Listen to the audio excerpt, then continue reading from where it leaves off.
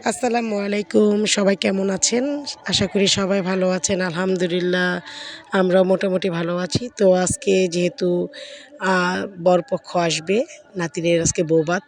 তো বরপক্ষের জন্য এখানে সিস্টেমটা হচ্ছে জামাইয়ের জন্য যে আমরা সাগরানা তৈরি করি বা ডালা যেটাকে বলা হয়, সেটা নাকি জামাই বাবাকেও দিতে হয়। মানে ২ টা ডালা তৈরি করা হয়।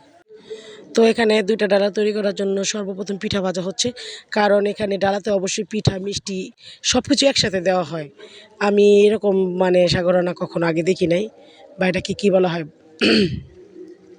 ডালা বলা হয়, খাবারের ডালা। তো এগুলোর জন্য ১ম এ পিঠাগুলো ভালো করে ভেজে নেওয়া হচ্ছে। অন্যদিকে আমি, আমার জা আর হচ্ছে আমার শাশুড়ি সবাই মিলে এখানে শসা, লেবু, টমেটোগুলো কেটে নিচ্ছি। কারণ দুপুরের সময় আর সময় থাকবে না। আর যেহেতু আজকে জুম্মার দিন, আজকে এমনিও সময় অনেক শর্ট। সবাই টুকটাক কাজগুলো শেষ করে নামাজ-টামাজ পড়ে তারপরে বরযাত্রার জন্য ওয়েট করতে হবে। তাই আগে থেকে সব কিছু কেটে নিচ্ছি। আর কীভাবে কাটতে হবে সেটাও সবাইকে বুঝিয়ে দিচ্ছি। আমরা শসাটাকে একটু ডিজাইন করে কাটলাম। টমেটোগুলো গোল, গোল করে কাটবো। আর লেবুটাকেও আলাদা করে কেটে রাখছি। কারণ লেবু কিন্তু শসার সাথে রাখলে পরে দেখবেন শসাটা একদম তেতো হয়ে যায় বা টক হয়ে যায়। খেতে খুব একটু ভালো লাগে না। তো লেবু, টমেটো এগুলো সবগুলো আলাদা, আলাদা করে রেখে দিলাম। তারপর চলে আসলাম সকালে নাস্তা করার জন্য। আর আজকে সকালে নাস্তা হয়েছে আ খিচুড়ি। কারণ বিয়ের দিন সব জায়গায় দেখবেন সকালবেলা ১ ডেক খিচুড়ি পাকানো হয়। তারপর কিছু ফল-টল খেয়ে চলে আসলাম শরবত বানাতে। এখানে নাকি বরযাত্রার মানুষদের ১ম এ আসার সাথে, সাথেই শরবত খাওয়াতে হয় সবাইকেই। তো সবার জন্য এখানে ৫ লিটার পানি দিয়ে শরবত বানানো হলো। এখানে ছিল লেবু আর ট্যাং সবকিছু দিয়ে। তো মেয়েরা গেট ধরার জন্য ফুল-টুল কেটে রেডি করে রেখেছে। আর এই যে ফুলের নিচে লুকিয়ে রেখেছে কেচিটা। তো তারা চিন্তা করতেছে জামাইয়ের গেটটা ধরবে।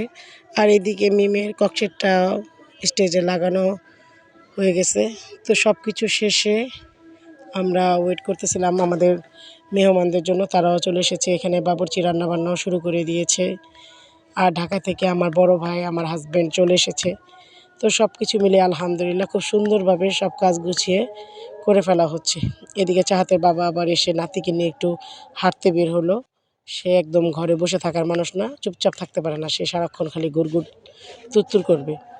সব কাজ শেষ করে এখানে বাবুর্চির রান্নাবান্নাও শেষ। রান্নাগুলো আমরা একদিকে গুছিয়ে রাখছি। আর দেশে মানে প্রোগ্রাম করলে অবশ্যই ভাত রান্না করতে হয়, মাছ, চাটনি, ভর্তা, মানে অনেক আইটেম করতে হয়। আমরা ঢাকায় যেমন শর্টকাট খাবার করি না, এখানে অনেক আইটেম খাবার করতে হয়। রোস্ট পোলাও তো থাকবে, তার সাথে চাটনি, মাছ, ভর্তা এগুলো করতে হয়। তো সব আইটেম মিলিয়ে আলহামদুলিল্লাহ প্রোগ্রামটা খুবই সুন্দর হয়েছে।